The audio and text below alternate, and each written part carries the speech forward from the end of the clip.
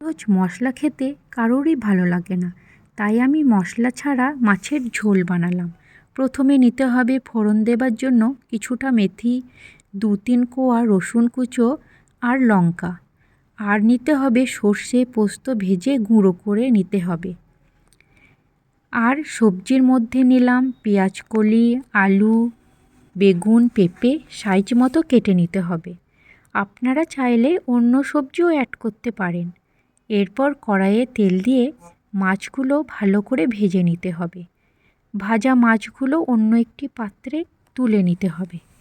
এরপর তেলে মেথি, রসুন, লঙ্কা ফোড়ন দিয়ে দেব।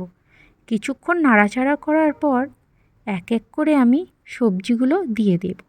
প্রথমে দেব পেঁয়াজকলি। পেঁয়াজকলিটা কিছুক্ষণ ভাজা হয়ে গেলে আমি অন্য সবজিগুলো দিয়ে দেব।